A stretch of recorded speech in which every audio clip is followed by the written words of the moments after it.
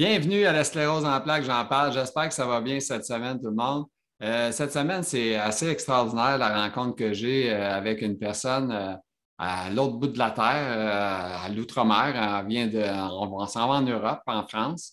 On s'en va, pour être précis, là, on s'en va à Nice, Côte d'Azur. Fait que c'est ça. Fait qu'on va recevoir un invité extraordinaire. Fait que sur ça, je vous laisse avec Laure Lorette. Merci. Bon podcast.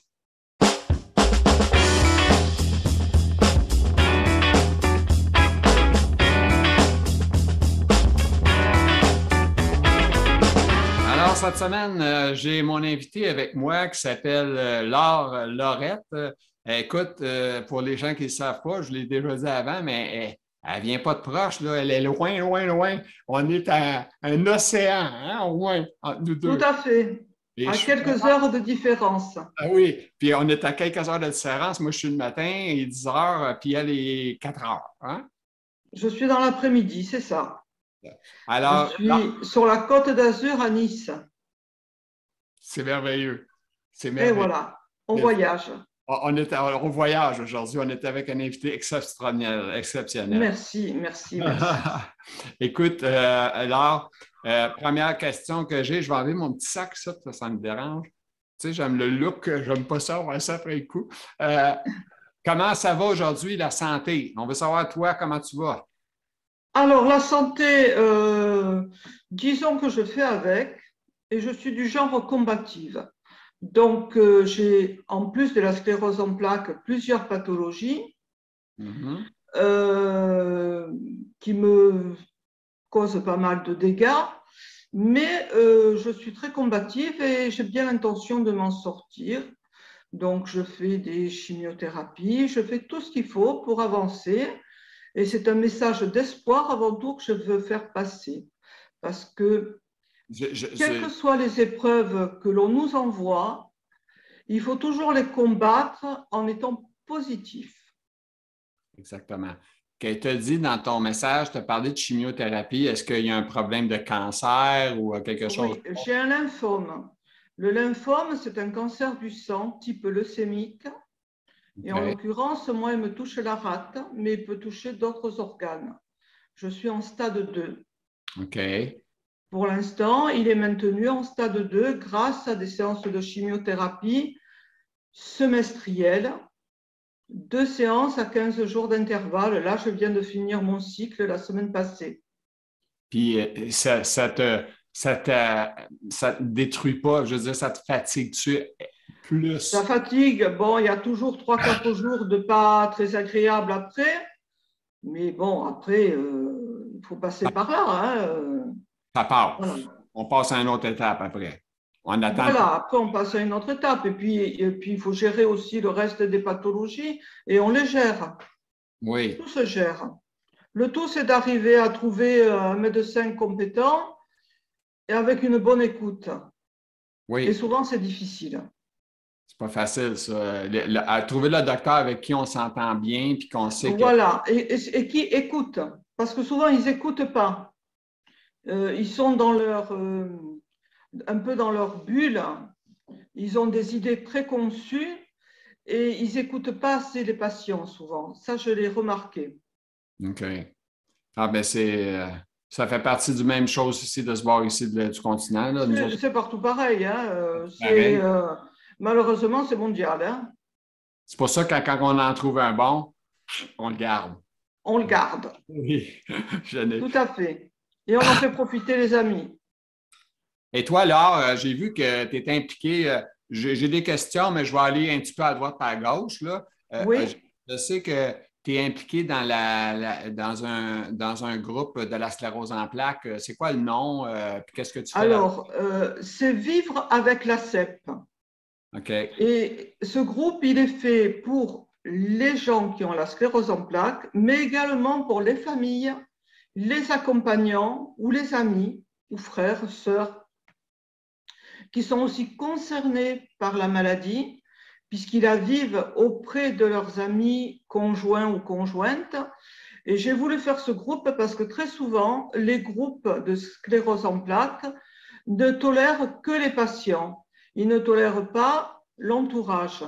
Et j'ai eu plusieurs demandes parce que je m'occupais aussi du groupe CEP, qui entre autres a disparu dans des circonstances assez troubles. Oui. Euh, C'est-tu et les chamois récentes que j'ai vues moi aussi se oui, paraître? alors j'ai rien compris parce que je m'en suis occupée très longtemps, je l'ai porté à bout de bras et bien souvent très seule. Euh, et j'étais soumise, si vous voulez, au règlement qui était déjà mis en place par mes prédécesseurs. Et c'était un groupe il était difficile parce qu'il fallait le tirer toujours pour avoir des réponses, des demandes. Et donc, j'ai demandé à la personne qui co-administrait avec moi de laisser, j'ai laissé le groupe et je l'ai laissé dans ses mains. Et elle en a profité pour faire partir un tas de monde qui, à son goût, ne participait pas assez. Et je pense qu'elle a fait une fausse manœuvre et qu'elle a liquidé le groupe. Ce Ah qui ouais. laisse un tas de monde dans l'incertitude et c'est très dommageable. Oui. Parce que ce n'est pas parce qu'un membre ne participe pas qu'il ne lit pas le groupe. Et Oui. souvent, ça porte du réconfort. Et moi, j'estime que quand un groupe, il y a une participation de 30 à 40%, c'est déjà très bien. Et les 60% qui restent, même s'ils ne participent pas, ils lisent en partie. Ils lisent, ça les réconforte et ça les aide dans le parcours de leur pathologie. Effectivement. C'est un peu ça. Les groupes, c'est invisible. Hein? On ne les voit pas en personne, tout le monde. Puis c'est Tout à normal, fait. comme vous dites, c'est normal qu'il y a des gens qui lisent, qui nécessairement n'écrivent pas. Moi, je fais des vidéos. Il y a plein de monde qui voit les vidéos. Ce n'est pas tout le monde qui écrit, mais c'est comme ça. Oui, C'est pas mais grave. c'est important. Quand on écoute une vidéo comme vous faites, même s'il n'y a pas beaucoup de commentaires, les gens ils vont le lire et ils vont se refléter dedans. Oui, Et ils vont comprendre parfois des choses et puis ils vont dire, tiens, eh ben, finalement, je ne suis pas seule. Et c'est ça le plus important. oui. Laure, Donc, toi, on a parlé, là, on a parlé de, bon, tu as un cancer en parallèle avec la sclérose en plaques. Y a-t-il d'autres petits bobos qui sont plus importants ou pas, ou c'est pas mal les deux? La sclérose, euh, il y a la sclérose en plaques, il y a une polyarthrite rhumatoïde. Si je vous fais la liste, ça va être difficile. Hein. on est prêt Une- à prendre. On est capable d'en prendre tant que tu veux les dire, pas de problème. Alors, il y a une polyarthrite rhumatoïde, il y a de l'hypertension. L'année dernière, ma maman est décédée d'un Covid fulgurant en 4 jours et moi, j'en ai profité pour faire un diabète fulgurant qui m'a valu de me retrouver à l'hôpital et maintenant, je suis aussi insulinodépendante. Ah mon Dieu, OK. Voilà. J'ai aussi une tumeur sur une glande surrénale qui fait que j'ai grossi. Et on ne comprenait pas pourquoi je grossissais, parce que même quand j'étais à l'hôpital, les infirmières, les docteurs me disaient, mais vous mangez rien. Vous ne mangez rien, vous ne mangez pas assez. Ben oui, mais la balance, elle me disait le contraire. Et c'est parce que j'ai cette tumeur sur cette glande surrénale qui bloque, qui bloque et qui fait grossir. Donc, ben, je ne saurai jamais une sylphide, mais ce n'est pas grave. L'avantage, c'est que j'ai moins de rides. Ah, c'est pas mal. C'est bon, ça, c'est Voilà. bon. Faut prendre le positif. Voilà. Faut prendre le positif. Et il faut rester toujours positive. Ben, Qu'est-ce que j'ai encore comme misère? J'ai l'apnée du sommeil, comme beaucoup de personnes. as-tu la Et ça, machine? j'encourage les gens qui dorment mal à se faire vérifier. Parce que l'apnée du sommeil, moi, je l'ai découverte, c'est grave. On peut faire un arrêt cardiaque, on peut faire un AVC. Et moi, il se trouve que j'ai une apnée du sommeil sévère. Donc, j'ai le masque la nuit. C'est OK. très sexy. Quand je vais me coucher, c'est ravissant. C'est ouais, c'est pas. Ben, je pense qu'il n'y a pas personne qui porte ça et qui dit qu'il est beau. Là. Et c'est Mais ça. ce n'est pas grave. En attendant, j'ai retrouvé une qualité de sommeil bien meilleure et je suis moins fatiguée et surtout, je fais presque plus d'apnée du sommeil. Et ça, c'est très important. Donc, j'encourage les gens aussi à faire tester quand ils ont la qualité du sommeil est mauvaise, de faire tester le souffle. Oui, Très bien. important. Ça veut dire que quelqu'un qui ne dort pas bien, ce n'est pas nécessairement les hormones, tu sais, parce que moi, Tout ma à femme. fait. Il faut y penser. Il faut y penser. Et dans les dernières nouveautés liées à la sclérose en plaques, alors, dans la sclérose en plaques, on a souvent des problèmes de digestion. Donc, on peut avoir soit l'intestin qui ne fonctionne plus, soit l'intestin qui fonctionne beaucoup trop. Et Mhm. ça a été mon cas. Ils y ont mis un moment et ils ont fini par trouver. Bon, j'ai passé tous les examens qui sont très agréables, comme la Mhm. coloscopie et j'en passe. Oui, oui, C'est toujours un bonheur. et les préparations à ces tests-là Ouais, c'est un bonheur. agréables. Voilà. Donc, en fin de compte, il s'avère que j'ai une pullulation bactérienne au niveau de l'intestin grêle, c'est-à-dire juste après l'estomac, ça bloque. Et l'estomac ne digère plus et ça part très vite. Donc, résultat des courses, je suis sous antibiotiques tous les mois, 10 jours par mois. OK. Et ça marche. Et on n'y pense pas. Mais ça aussi, c'est relié à la sclérose en plaques, aidé par le diabète, il faut dire. Oui, c'est ça. Et la stérose en plaques, pour nous situer, es-tu dans le mode de poussée-rémission? Ça fait combien d'années? Alors, je suis malade depuis. Alors, on a posé le diagnostic en 1997. Mais je devais être malade déjà avant parce que j'avais souvent des épisodes de fatigue. J'ai eu des névralgies de trijumeaux. Voilà. Et on y a mis un mot dessus quand j'ai commencé à faire des névrites optiques très puissantes. Là, Mais c'est mon ophtalmo qui m'a envoyé chez un neurologue et le diagnostic a été découlé de là. Et on a de suite mis en place des protocoles pour essayer d'enrayer le plus possible. puis, tu as parlé du trijumeau, parce que j'ai parlé récemment avec un invité qui parlait de trijumeau. Tout Est-ce à que tu fait. souffert aussi violemment qu'elle? Parce qu'elle, C'est assez violent, c'est très très souvent. violent. Ah, Oui. c'est très violent. Et j'ai commenté donc votre intervention sur les traits jumeaux en Oui. disant que donc il y a un produit pour moi qui marche bien, c'est le Tegretol, mais il y a également une opération qui se fait quand le trijumeau est vraiment affreux et insupportable et que rien ne peut le soulager. Il y a une opération qui existe et il OK. faut le savoir. Mais il faut aller voir un neurochirurgien spécialisé. OK. Voilà.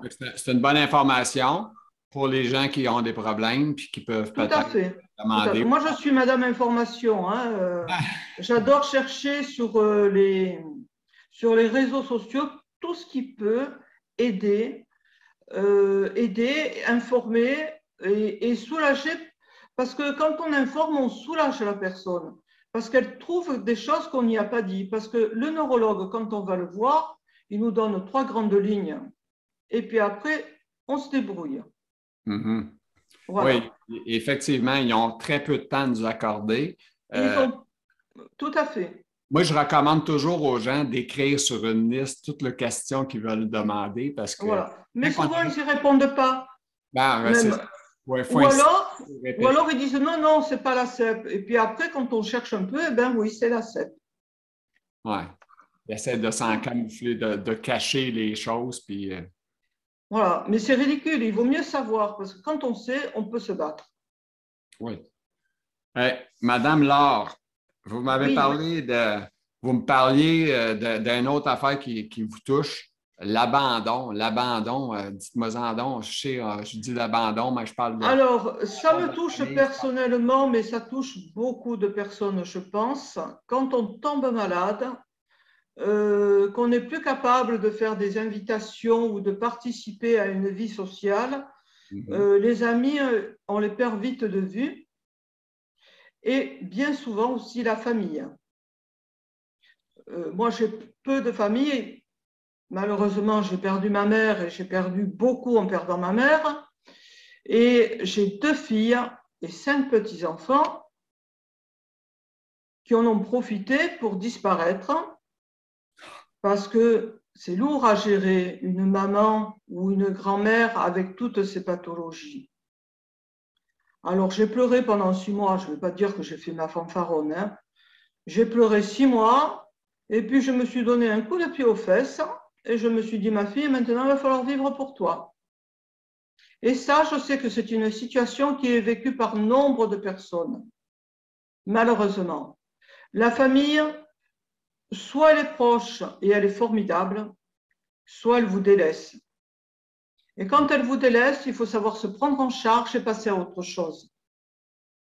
C'est pas pour ça que je les aime pas, je les aimerai toujours toute ma vie. C'est ma chair, mon sang. Mais je me suis raisonnée, j'ai arrêté de pleurer, j'ai arrêté de supplier, ça sert à rien.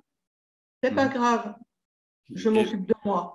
vos propres enfants, est-ce qu'ils ont quitté la région? Ils sont éloignés ou Elles sont assez, une est à 3 heures de route et l'autre est à 7-8 heures de route.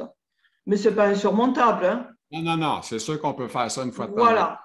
Quand ma mère est morte, elle est morte le 12 janvier. On n'a pu l'enterrer que le 19, compte tenu qu'il y avait beaucoup de décès. Elles sont venues le 19 au matin et elles sont parties le 20 au matin. OK, ça a été court. Ça a été court. Alors que j'aurais eu besoin de soutien, d'amour, d'affection. Et après, un jour, j'ai reçu une lettre en disant que, ma foi, elles avaient leurs soucis, ces pauvres petites. Elles avaient leur vie à gérer, c'est vrai. C'est difficile, hein, de gérer une vie. Mhm. Écoutez, ma foi, on fait avec. Ah, c'est triste. C'est triste, c'est Non, pas. mais ça m'a remis les idées en place. Ouais. Moi, j'ai beaucoup donné, j'ai fait mon devoir. J'ai rien fait d'autre que mon devoir de maman. J'ai fait mon devoir, j'ai donné tout ce qu'il fallait, voiture en panne, appareil en panne, tout ce que j'ai pu donner, j'ai donné. Mais je l'ai fait avec le cœur, toujours. Maintenant, il y a des reproches qui sont faits, mais qui sont inexistants, enfin, ridicules. Hmm. Des choses qui étaient personnelles entre moi et ma maman et qui ne le regardaient pas. Et bon, c'est la vie. C'est la vie. Il faut s'y faire. C'est pas facile. Et, Pas facile, mais on y passe. On passe, on arrive à surmonter. On peut tout surmonter avec de la volonté. oui, faut se motiver à passer à Il autre chose. faut se motiver. Il faut se motiver. Sinon, je me laissais mourir. C'était Mais pas. est-ce Et que à je. qui ça aurait servi? Parce À que personne. quand Laure, tu as donné la liste de tes pathologies, on s'entend que tu as tout pour pouvoir dire hey, j'ai plus le goût de vivre, mais tu es là, puis tu es vivant, puis tu es encore très, Bien très sûr. Et j'ai bien l'intention de rester le plus longtemps possible. merveilleux. C'est merveilleux. Bien sûr. Et- puis moi, là, j'avais une petite hantise. J'étais un peu épeuré de parler avec une Française de France, tu sais. Ah, Parce qu'on entend souvent ici, ils disent ah, ils ne comprennent pas notre français. Mais là, voyons donc, ça se peut quasiment pas. Tu sais, on parle quand même pas on tant. se comprend bien. Je comprends très bien. Moi, je suis Voilà. agréablement surpris. Et puis moi, ça fait un moment que je corresponds avec le Québec. Donc j'ai l'habitude de certaines des intonations et j'ai l'habitude d'un certain parler. Oui. Euh, Par exemple, quand on peut de partir, on dit débarquer. Donc c'est toutes des expressions que j'ai rentrées dans mon vocabulaire. Nous autres, on s'habitue un peu parce que toutes les séries sont transférées en français de France. Beaucoup de Oui. séries télévisées sont traduites en français de France. Fait que, veut pas, on apprend comment ils parlent, comment vous parlez, tu sais, les termes, tout ça, c'est. Au Québec, vous parlez ce qu'on appelle le vieux français. Ah oui? C'est-à-dire que vous avez des expressions anciennes. Nous, notre langue, la langue française a évolué d'une manière, mais vous, vous avez les expressions que vous aviez quand les premiers Français sont allés au Québec. On regarde nos vieilles affaires, ça. On regarde ça, on aime ça. On Ben, regarde nos c'est vieilles bien, affaires. mais c'est très bien. Et puis, on se comprend quand même, Absolument. Absolument. Mais absolument. Je suis très content qu'on puisse se parler comme ça parce que faut pas s'en cacher. Là. On est à milliers de kilomètres entre nous deux, puis on se parle comme si on était un à côté de l'autre. C'est formidable la Tout à technologie. fait. La Ça, magie d'Internet, au moins, ça sert à quelque chose. oui, puis je trouve ça merveilleux. Hein? Oui, je trouve ça merveilleux pour les malades aujourd'hui. Si on reculerait dans le temps, enlève l'Internet. Imagine-toi, déjà, on a l'espèce de, comment on dit, d'être isolé, être souvent seul à la maison. Mais le fait d'avoir l'Internet nous rejoint en groupe, c'est merveilleux, je Je pense. trouve que c'est une très grande avancée pour nous. Mais ceci dit, moi, quand je suis tombée malade en 1997, Internet, il n'y avait pas ou très peu. En tout Mhm. cas, moi, je n'y avais pas accès. Et si on veut chercher, on trouve. Parce qu'on écrit à des associations, on demande des brochures, on s'informe. Mais ça demande plus d'efforts. Internet est beaucoup plus facile. C'est une question que tu n'as pas écrite, mais moi, je l'ai dans la tête, puis il faut que je te la pose. Dis-moi. Euh, là, où est-ce que tu demeures? Est-ce que c'est accessible? Est-ce que c'est adapté Alors, pour les il personnes y qui sont... a un ascenseur, mais tu sais, pardon, vous savez, c'est un ascenseur des années 1970, donc il est assez petit. Donc, le fauteuil roulant ne rentre pas vraiment dedans. Il faut que je reste debout. OK. Mais tu es Et capable de puis, te debout, tu es capable de rester voilà. debout. Si tu n'étais Oui, pas capable, ça serait oui. un problème, ça serait déjà Je plus. marche avec un déambulateur, mais il m'arrive d'être en fauteuil parce qu'à chaque fois que je tombe, je me casse un os. La dernière fois, c'était en 2019, je me suis cassé le genou. Donc là, non seulement j'étais en fauteuil roulant, mais en plus j'avais la jambe complètement plâtrée du haut de la jambe jusqu'au bout des orteils. Donc j'avais la jambe droite. Voilà, ça n'a pas été facile, facile. Hein. Non. C'est bon, Voilà. 3 mois quasiment pour un. Ben, ça a été 5 semaines. Ben, j'étais coincée à la maison, hein, pour le coup. Et là aussi, merci Internet, parce que la magie des courses, tac, tac, tac, tac, par Internet. Oui, c'est Et, merveilleux. euh, et puis, c'est là, après, que j'ai décidé à faire les démarches pour avoir une aide ménagère. OK. Voilà. Est-ce que Alors, chez au début, excuse-moi, est-ce que chez vous, vous avez ça, l'aide à domicile fournie par le gouvernement ou par le CLS? Ben, alors, chez nous, on a la MDPH, c'est la Maison des handicapés, en 2 mots. OK. Si on est malade pendant que l'on travaille, on s'inscrit, on fait un dossier pour être reconnu travailleur handicapé. C'est très important parce que même si on n'a que la reconnaissance, le jour où l'employeur doit vous licencier, il y a le doublement des indemnités. OK. Et le dossier étant monté, quand ma situation physique s'est dégradée, une assistante sociale a pu faire les démarches pour faire une demande d'aide à domicile. Alors, l'aide à domicile, elle est pour les commissions, euh, elle est aussi pour l'accompagnement. Euh, je suis tellement en forme qu'ils m'ont accordé 60 heures, donc c'est pour dire, hein, par 60 mois. heures, 60 heures, Ouais. c'est par 2 semaines ou semaine? C'est alors 60 heures, c'est, je crois, par mois. OK. Oui, c'est par mois. C'est OK. par mois. Mais pour le moment, je n'utilise pas les 60 heures. Pour le moment, j'utilise 4 à 6 heures Tu es encore par capable, semaine. tu es encore capable de te faire à manger seul. Oui, Et oui, oui, oui, oui, c'est oui, plus lent. Je suis sûr que c'est plus lent que il y a quelques années. Là. Hein, se préparer un repas quand on est handicapé, et c'est long. Je ne sais pas si tu es oui. d'accord, là. Voilà. Et puis, il faut s'occuper aussi. Il faut trouver des moyens de s'occuper. Moi, j'encourage tout le monde à se trouver des petits hobbies, des petites choses à faire, manuelles ou intellectuelles. Bon, moi, j'arrive plus à lire parce qu'avec le diabète, j'ai perdu la vue. Hein. Il me reste que 2/10.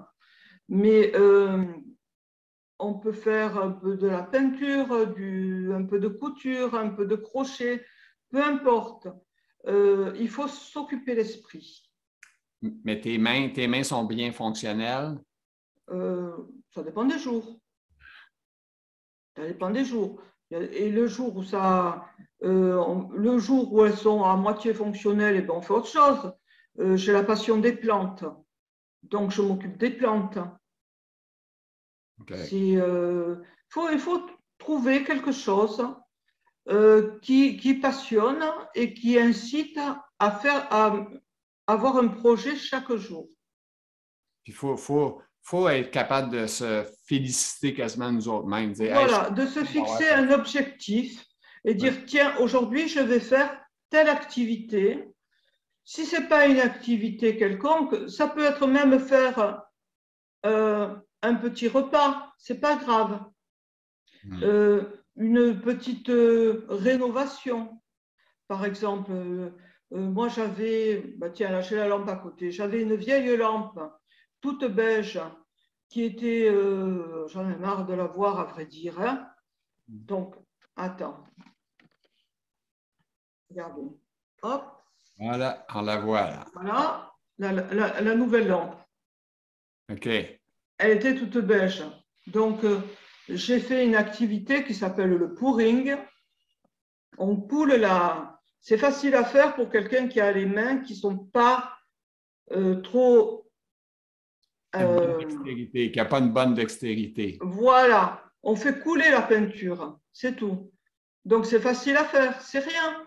Mais ça a changé l'aspect de ma petite salle à manger qui est toute claire. Voilà, c'est un exemple comme tant d'autres. Non, c'est merveilleux. Euh, Là, tu me marques dans tes trucs que tu m'as marqué de finir sur une note positive, l'esprit combattant. L'esprit combattant. Ben, je crois qu'on n'a pas arrêté d'en parler. Oui, c'est ça. Euh, voilà, l'esprit combattant, l'esprit combatif que j'encourage tout le monde à avoir. Rester positive, même quand ça va très mal. Le lendemain sera meilleur. Et si le lendemain n'est pas meilleur, ce sera le surlendemain. Et Ouais. s'il y a ne serait-ce qu'une minute qui est bonne, il faut la prendre. Mais toi, ça t'arrive pas, parce que moi, je vais parler pour moi, là, parce que moi, je suis malade, moi aussi. Là. Puis, ça t'arrive pas des fois des journées, ouais, j'ai le goût de brailler, là, c'est triste, là, je suis tanné, je suis fatigué. Tu sais, moi, je suis encore capable de me lever Bien debout. sûr que ça m'arrive. Bien sûr que ça m'arrive. Je ne vais pas dire que je suis toujours hyper battante. Ça m'arrive. Mhm. Mais on lâche un bon coup et puis on repart. Puis la fatigue, toi, ça fait-tu partie de ta vie? Fatigue intense, là, de toujours être fatigué anormalement? Est-ce que tu... Alors, la fatigue, on la gère, surtout quand on ne travaille plus. Après, on apprend à la gérer, hein. Mhm. Les douleurs aussi, on apprend à gérer. Il suffit de. Alors, je ne dis pas de penser à autre chose parce que c'est trop facile, mais essayer de prendre le temps de repos nécessaire au bon moment. Il ne faut pas aller juste au bout de la fatigue. Il ne faut Non. pas aller jusqu'au bout de la douleur. Voilà. Il ne faut pas non plus prendre trop facilement des médicaments. Moi, j'ai beaucoup d'antidouleurs à prendre qui sont prescrits, mais je ne les prends pas tous. Mais je ne vais pas jusqu'au bout de la douleur. Quand je vois que ça ne cesse pas, je prends mon médicament. Mais si ce n'est pas nécessaire, si je vois que je peux gérer la douleur, je ne le prends pas. Parce OK. que il faut penser après à plus tard, le jour où ça sera plus intense, il n'y aura plus rien qui va agir. C'est ça. C'est un peu ça que j'allais dire. Puis en plus, je ne sais pas toi, mais est-ce que les médicaments, des fois que tu prends, affectent ta forme? Genre, ce que tu es capable de faire normalement, puis là, tu as pris la pilule ou les pilules, ça t'affecte la difficulté à te déplacer? Parce que, Alors, franchement, moi, les médicaments, j'y suis tellement habituée, ça fait tellement longtemps que j'en prends, qu'ils ne m'affectent pas. Les médicaments ne m'affectent pas. Il y a un médicament qui m'avait affecté, que je n'avais pas supporté pour la douleur, c'était l'Ixprime. C'est un mélange de tramadol et de doliprane. Je ne l'ai pas supporté. OK. Mais le tramadol, par exemple, je le supporte très bien. Donc, comme quoi, d'un corps à l'autre, ça change. Tu apportes un point, excuse, tu apportes un point important quand même. Quand que ça ne fait pas un médicament, c'est important d'en parler au médecin, de dire hey, ça ne marche pas, ce pilule-là. ou ça Ah oui, m'affecte? oui, tout à fait. Il faut toujours parler au médecin et ne jamais rien prendre, même des choses qui sont homéopathiques ou des plantes ou quoi que ce soit, huile essentielle ou quoi. Ne jamais rien prendre sans l'avis d'un médecin. Ça, j'insisterai jamais assez là-dessus parce qu'il peut y avoir des interférences. Il faut toujours demander à un médecin ou à son pharmacien. Mais c'est parce que des gens, des fois, ils vont être portés à te proposer: Hey, tu devrais prendre ça, c'est un boost. Non, non, non, non, non. Le Je ne suis pas système. d'accord avec ça. Non, Non. non. Je ne suis pas d'accord. Je peux indiquer, comme là j'ai indiqué le médicament que je prends pour soulager les douleurs des trijumeaux, j'indique le produit, mais le produit doit être prescrit par le médecin et avec l'accord du médecin. De toute façon, c'est un produit qu'on ne peut pas acheter sans l'accord du médecin. C'est indispensable de toujours gérer ces médications avec l'accord des médecins. Absolument. Ça, c'est de toute façon, dans mes vidéos, je le dis aux gens, on n'est pas des docteurs, on parle, on Tout à jase, fait. on échange, et puis ça reste toujours Bon. le docteur. On peut conseiller de poser la question, On mais peut conseiller, on peut donner des conseils, on peut aider à gérer certaines choses, mais on n'est pas des médecins. exact. Ceci dit, on sait parfois plus de choses que les médecins. On est les vrais malades, nous autres. On est les Mais, malades. Hein? eh ben oui, écoute, on est les mieux concernés finalement. Donc on sait, on connaît notre corps et on sait. Puis la sclérose en plaques est tellement pas pareille pour une personne ou un autre. Il n'y a pas personne qui l'a pareil. Fait que c'est C'est différent. tout à fait différent d'une personne à l'autre. Moi, au départ, on m'avait promis le fauteuil roulant dans les 3 ans. J'ai 64 ans, je marche encore. Bon, avec un déambulateur, mon périmètre de marche n'est pas formidable, mais je marche. Et quand je marche plus et que je me suis cassé quelque chose, que je suis en fauteuil, ben je me relève. Et tu te donnes le mandat de faire de l'exercice le plus possible que tu es capable. Voilà. Alors, l'exercice est très important. Là, pendant cette période de Covid, parce qu'il faut en parler quand même, j'ai évité d'aller chez le kiné parce que c'était trop confiné. Il n'y avait pas assez, les pièces étaient petites, on se retrouvait à plusieurs personnes. Je trouvais ça irresponsable de me mettre dans une situation où je pouvais prendre un Covid alors que je pouvais l'éviter. Mhm. Voilà. Et d'autant que là, j'ai fait mes séances de chimio, donc mon immunité était encore un peu plus basse. Donc là, j'ai évité. Mais je vais reprendre et je fais de la balnéothérapie. C'est très bon pour nous. OK. C'est très, très bon. Parce qu'on n'a pas le poids du corps à supporter et on fait les exercices beaucoup plus facilement. Ça, je le conseille vraiment. C'est quoi? C'est dans l'eau? C'est dans l'eau. OK. C'est dans l'eau. C'est dans Ben, l'eau jusqu'à à peu près à hauteur d'épaule, un peu plus bas que les épaules. Donc, on a pied largement et on peut faire les exercices, marcher dans l'eau.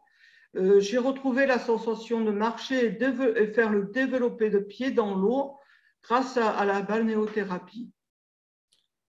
c'est bon.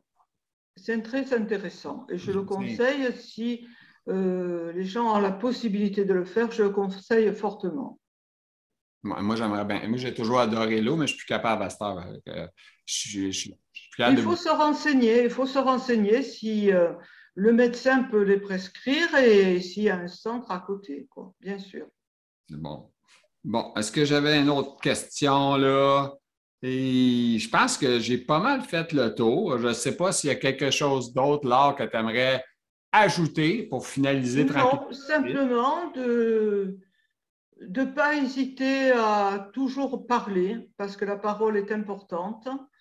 Parce que malheureusement, on oublie aussi que dans cette pathologie, il y en a qui perdent la parole, OK. Oui. qui ont des difficultés à parler, qui n'ont plus la parole. Donc la parole est très importante. Donc tant qu'on peut euh, parler, demander et partager, il ne faut pas hésiter. Et si on ne peut plus parler, eh bien, on peut pianoter. Et si on ne peut pas pianoter, on demande à quelqu'un de pianoter pour vous. C'est pour ça que dans le groupe Vivre avec la CEP, j'ai demandé à ce que les accompagnants puissent participer. Voilà. Très bien. Bien, c'est formidable de t'avoir eu en entrevue. Je suis très, très, très heureux. Tu sais qu'en Moi passant, aussi. on a commencé à se parler, je pense, avant décembre. On Tout à devait se fait. voir en décembre. Après ça, c'était un peu plus. Oui, puis après, j'ai eu des petits ennuis de santé, hein, Ouais, mais et ça a été compliqué. Mais j'avais on y tellement est arrivé. J'avais tellement hâte. Je vais parler avec quelqu'un de la France. J'étais excité. Puis là, je me disais, ah, je ne suis pas chanceux, elle va pas bien. Ah, mais c'est pas grave, on est content. Là. Je suis vraiment content Voilà, ben, ça s'est bien passé. d'avoir partagé avec quelqu'un de l'autre bout du monde, puis Voilà. qui nous parle de comment ça fonctionne chez eux. Tu sais. Ouais. J'ai une petite dernière question pour beurrer la chose au bout, là. Les gens que tu disais qui viennent t'aider, est-ce que tu trouves que les gens sont professionnels? Est-ce que dans l'ensemble, tu trouves. Est-ce que vous avez le problème d'employés, vous autres, en France, là, Alors, le problème, c'est que souvent, comme ce sont des gens qui ne sont pas très bien payés, il y a beaucoup de monde. C'est-à-dire que souvent, ça change. Bon, maintenant, moi, j'ai de la chance. Ça fait 6 mois que j'ai la même personne et qui est très bien en ce qui concerne l'entretien de la maison. Après, j'ai les infirmières qui viennent matin et soir et qui sont aussi, c'est les mêmes. C'est toujours la même équipe. Quoi qu'il y ait, il y en a une qui est partie parce qu'elle avait un autre projet de vie. Mais celle qui restait a tenu bon et puis elle va avoir de nouveau une associée, donc ça ne se passe pas trop mal. Voilà. Mais là, c'est toujours pareil, il faut tomber sur les bons et des fois c'est facile, des fois c'est pas facile. OK. Voilà. Fait que vous avez quand même les soins à domicile, il y a des gens qui viennent vous Tout à aider. fait. En France, on a un système de santé qui est quand même très bon. Quoique, il y a quand même des déserts médicaux dans certaines régions. Et que maintenant, il y a le souci que les médecins généralistes, les médecins de famille, ne se déplacent plus à domicile. Voilà. OK. Donc ça devient compliqué. C'est pour ça que nous avons nos hôpitaux qui sont engorgés, parce que les gens, bon, ben, il n'y a pas de médecin de famille, ben, ils vont à l'hôpital. Voilà. Le même Ou problème ici. alors, il faut prévoir d'être malade 15 jours à l'avance, prendre un rendez-vous. Il faut prévoir que le 15 du mois prochain, il y aura 40 de fièvre, donc prendre un rendez-vous. Faut que tu prévois ta maladie, là, tu sais. Voilà, voilà, c'est ça qui devient compliqué, c'est que le médecin de famille ne vient plus à la maison, comme dans mon enfance. En ancien Le temps. médecin de famille venait à toute heure du jour ou de la nuit en cas de fièvre ou de maladie infantile quelconque. Maintenant, c'est terminé. Même en tant que moi qui ai le statut d'invalide, le médecin de famille ne se déplace pas. Bon, Ah non, il ne vient pas à domicile, le médecin? elle ne vient pas de famille. Par contre, je peux la voir en visio et elle peut m'envoyer mes ordonnances par mail. Bon, c'est un petit avantage, mais enfin, en plus avec cette histoire de Covid, maintenant, les médecins ne te touchent même plus. Voilà, ça, je trouve, et je crois que c'est de partout pareil, hein, Oui, c'est un cauchemar pour tout le monde, je pense. je pense. On Je a très pense. hâte on ne sait pas si on va s'en sortir. Je pense que là, on va apprendre à vivre avec, de la manière que j'entends qu'on en parle, là. Alors, l'avantage en France, c'est que maintenant, comme il y a l'Ukraine qui est en guerre avec la Russie, le Covid, on n'en parle plus. Ouais. Oui, Voilà. Alors, le le Covid, il sujet n'y a plus. numéro un, c'est plus la guerre. Maintenant, on a Poutine Macron à la place. Voilà. C'est lui votre sujet dans le journal à tous les jours, là. Voilà. Maintenant, on le mange à toutes les sauces. Matin, midi, soir, si on regarde les chaînes d'information, on a tous les variants. Puis moi, malheureusement, je suis pas parce que je suis pas très, très fan de la guerre. J'entends ça parler, puis je me demande pourquoi cette guerre-là existe, là, pourquoi ça arrive. Alors, je pense que cette guerre a des racines bien plus lointaines que ce que l'on croit. C'est assez lointain. Et je pense que l'Ukraine, en voulant son indépendance, voulait rejoindre l'OTAN. Et la seule chose que Poutine avait dit, c'était qu'il ne voulait pas l'OTAN aux portes de la Russie. OK. Bon. Et l'OTAN, plutôt que d'avoir une position claire et dire à l'Ukraine non, on ne vous prend pas de l'OTAN parce que ce n'est pas nécessaire, ils ont laissé la porte en demi-ouverte. Et Poutine, lui, il a foncé dedans. Puis voilà. En gros, ce que j'en ai compris moi, mais c'est que mon opinion personnelle, je ne suis pas Oui, politicienne. Hein. oui. Voilà. Non, toi, tu es malade. Disons que l'ours, à force de lui chatouiller les moustaches, eh ben, il s'est mis en colère. Et le problème, c'est que c'est un ours qui n'est pas facile à contrôler. Mhm. Voilà. Alors, Laure, c'est sur ces dernières paroles-là qu'on va se laisser. Alors, ça a été d'une... Bien volontiers.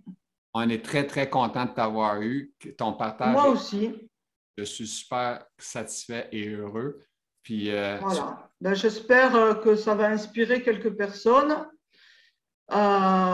et aider un petit peu à soulager les différentes personnes qui se croient seules. Parce qu'on n'est jamais seul. merci. Voilà. Merci beaucoup. Au Merci. revoir, Gilles. Merci. Au revoir. Au revoir. Oh, et j'espère que ça vous a plu cette rencontre avec Laure Laurette. Ça a été super agréable. Laure est dynamique malgré tous ses handicaps, tous ses problèmes. C'est une combattante, une vraie combattante. Fait que sur ça, j'espère que le podcast vous a plu. N'oubliez pas de le partager parce que c'est avec ça qu'on va avoir bien du bon. Le petit pouce en l'air si vous avez aimé la chose, c'est comme ma paye, fait que c'est bon. Fait que je sais que c'est gossant, je le répète souvent, mais c'est ça, un petit pouce en l'air, ça fait du bien au bonheur. Fait que sur ça, je vous souhaite une excellente fin de journée. Merci à tous.